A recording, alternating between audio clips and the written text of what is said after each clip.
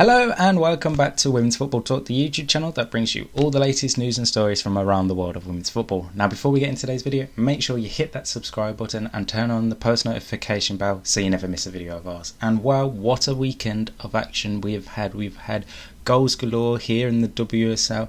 We've had Barcelona continuing to do what Barcelona do over in Spain, and the title race in Germany is heating up as ever. So let's start off here in England. Now there was two games postponed this weekend due to COVID. That was the North London derby between Arsenal and Tottenham and Manchester City versus Birmingham City.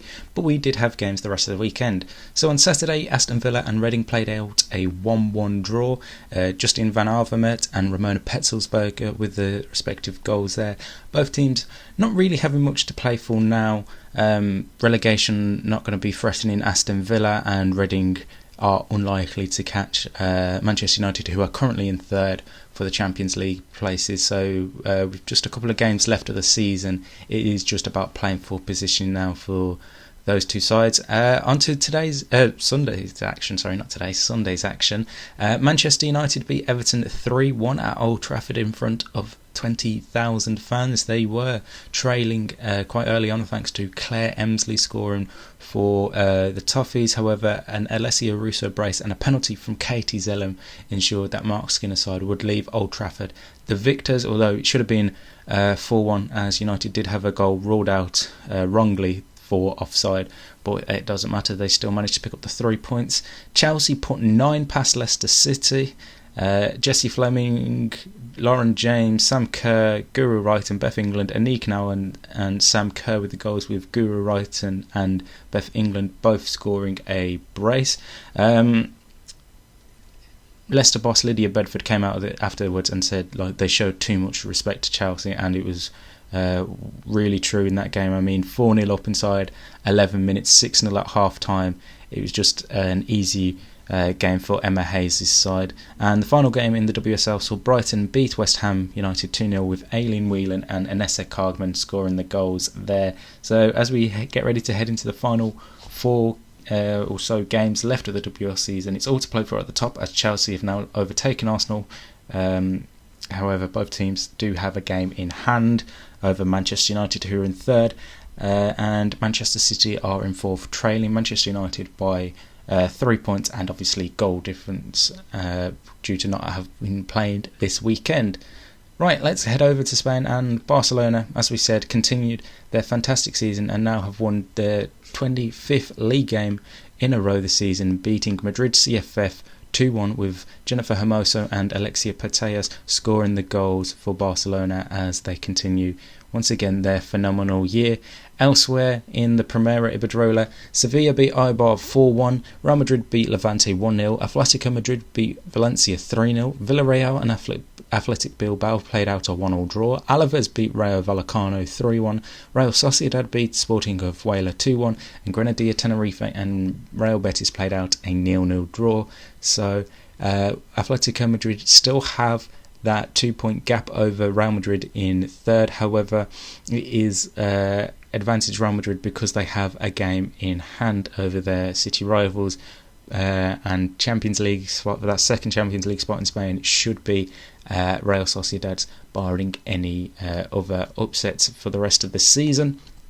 Over to Germany now, and as I said, the title race there is going right down to the wire. Bayern Munich beat SGS Essen on Sunday 4-0 after Wolfsburg beat Eintracht Frankfurt 4-1 on Saturday.